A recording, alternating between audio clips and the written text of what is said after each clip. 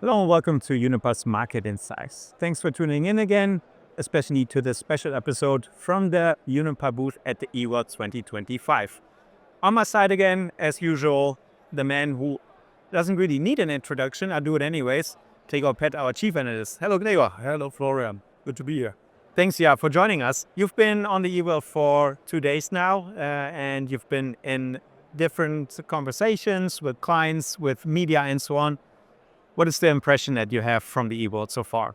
Again, this year bigger than previous years. At least that's my impression. So you can see it in the traffic situation, but also the people who go past the booth. And again, it's getting bigger and bigger. I think there's more and more need to discuss, that people come here and discuss the topics in the energy world. You mentioned it previously as well.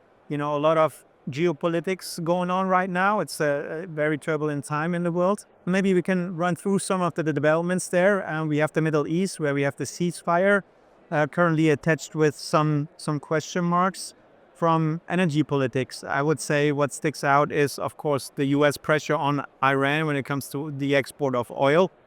Can you maybe share some insights what's behind that move? Yeah, it's very clear that Iran is getting a lot of pressure from the US. I mean, they've been supporting a lot of forces in the region that were attacking Israel. They are now, as a result of that, facing the pressure. They do not further discuss the humanitarian situation, which is, of course, terrible. In the energy world, there's a number of factors that have an influence, and in particular oil production, which is one of the main sources of revenues for Iran. And when that is targeted, of course, that has a very strong impact on Iran. But also in particular, LNG exports out of the Gulf region that go through the Straits of Hormuz, which is very close to Iran. And the conflict can also have an impact on these routes.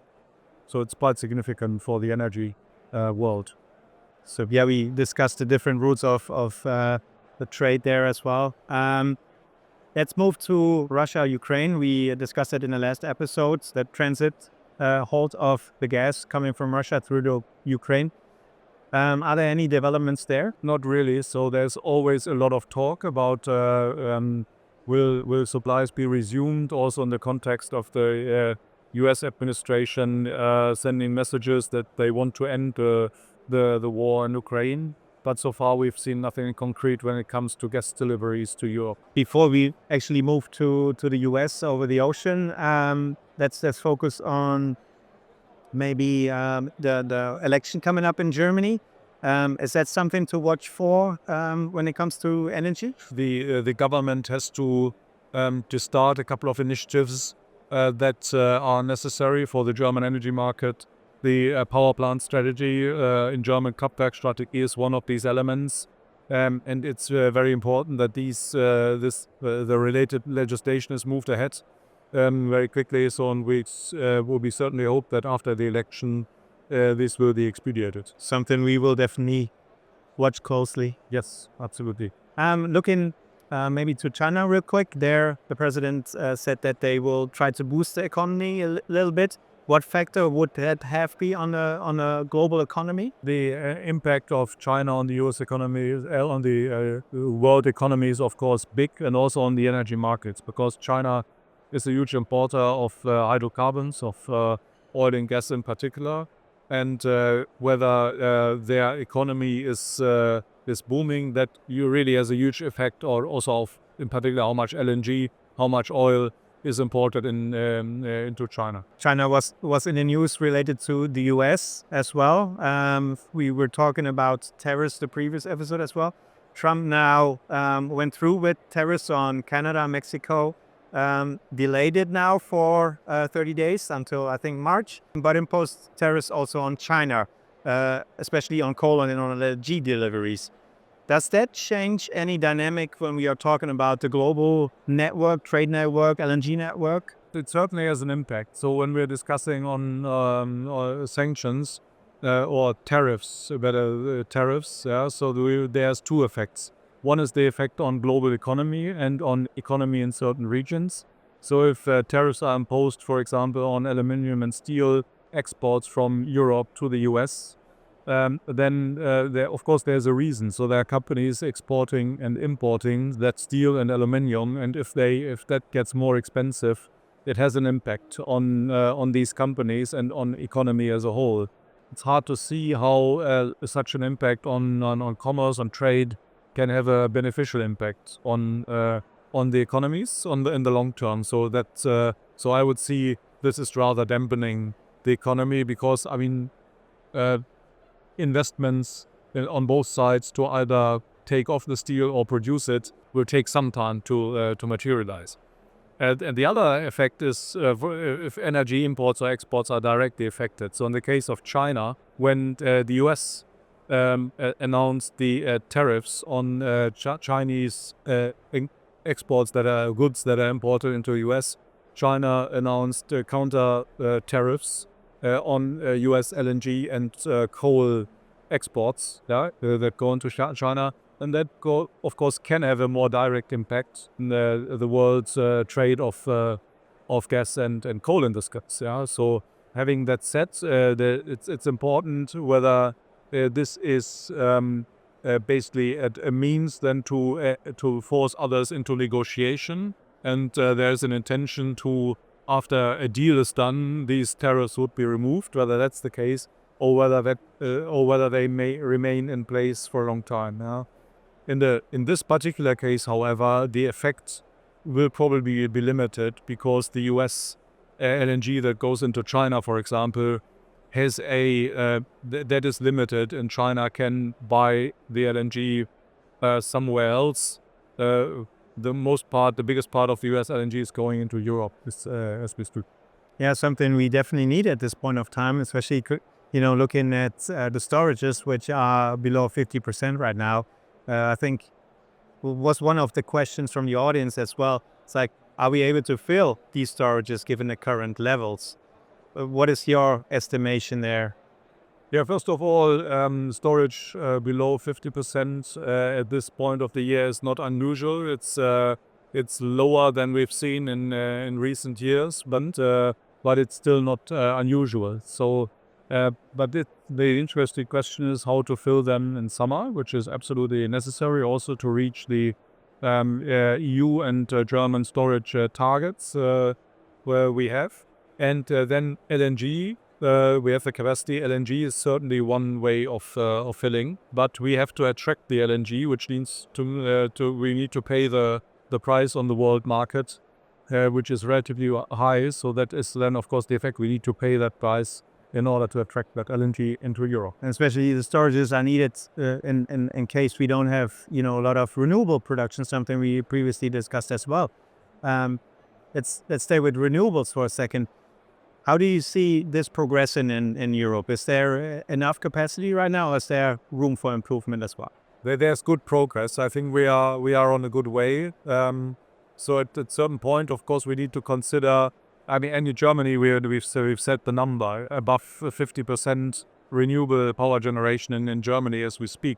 So that's good news. On the other hand, of course, you need the capacity then to balance the fluctuations you have in renewable power from the change of weather. So based wind and solar, you need capacity that can balance that, which means we need plants like gas-fired plants. We are phasing out coal over the years. We have already phased out nuclear, and we need to balance that. Yeah, and otherwise we will come to a limit of what the system can cope with from a renewable side. Yeah, let's stay with that for a second, because that was one of the questions we received on LinkedIn as well. How do we manage the balance between the decarbonization targets and security of supply, in your view? Yeah, that's the key question when it comes to energy transition. Therefore it's very, very relevant. And the answer is renewables build out is, of course, a very good idea. So that helps very much. But you also need to have the dispatchable capacity that helps to balance that. That's absolutely necessary. This is why legislation like German Kraftwerksgesetz is so important. Yeah, and only then can we have an energy transition that is balanced and that fulfills all the need. That it's sustainable, it's affordable, and at the end of the day, it's also secure. Okay, understood. And I would like to jump into the interview that I did with Gundolf Schweppe, the CEO of Uniper Sales, at this point as well, because I asked him a similar question. Let's check it out. All right, I'm here with Gundolf Schweppe, CCO Uniper Sales. Thanks for being with us today, Gundolf. Can you share maybe what are your impressions of the Eworld so far? Well, I think if you look around at Eworld, it's packed. It's super full. And every year I have the feeling there are more people on site. And I think it's true. So I heard we have 900 stands this year. And looking at next year, I was told we're going to expand. So they're going to build a whole new building to cover everything. What does that relate to? Networking, meeting people. And it just shows that people like to mingle in person. And it just gives us the opportunity to do business, to meet our contacts, to meet our clients, to tighten that relationship, and at the end of the day, basically have a relationship that stands and holds. Definitely. Today I'm also covering the subject how to balance security of supply and decarbonization topics in the Market Insights with Gregor. You sit together with a lot of clients. Can you maybe share what is their theme about it? What is their topic? Are they looking into directions like this? Well, I think decarbonization and security of supply definitely is an important topic. But if I may, I think there's a more important topic just covering the theme of this fair we are here right now, which is competitiveness. Really pricing, are we competing in the global market? And looking around, I mean, we have record gas prices around the 55, 56 euros a megawatt hour, which is substantially above the levels we've seen in the past and also before the crisis. And of course, we have the new storage levy, which will also probably hit industry and customers. And that is simply a topic where customers look to us as a big importer. How can we be part of the solution? How can we be able to provide competitive prices, competitive energy to our industry? And that's a challenge we are taking and we're taking on. Okay, understood.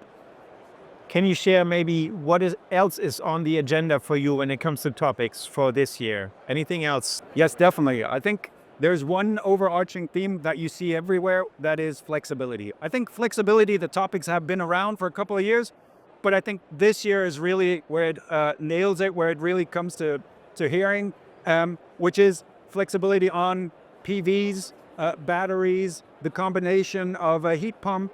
Everything is there, and it is reality with the customer. So it's becoming real, and we as a importer really have to find that topic that we find a solution on this one. All right, Gundolf, thank you very much for the insights and continuous successful convention. Thank you. Thank you for having me. All right, Gregor. One last thing before I let you go into the Eworld action again. Are there any trends that we haven't discussed that are on your agenda for this year? Anything that you would like to highlight? I think we mentioned all the big points, the main points. This is the economic development of the world, of the different regions, also Europe, Germany. How does it continue with decarbonization that determines the future of many big projects that are out there when it comes to green hydrogen, electrolyzers, etc., and so on and so forth. The future of commerce and the trade conflicts that could emerge, and how will that play out? But also, of course, the policies that will be in place in Germany in the energy markets after the elections. All of that is relevant and important to follow up. We will observe over the course of the next month and report on Market Insights. Thank you very much, Gregor, and a successful rest of the Eworld. Yeah, thank you, and same to you, Sven. Thank you very much. And to you out there, thank you very much for watching or listening. Hope you tune in next time again. Until then, bye-bye.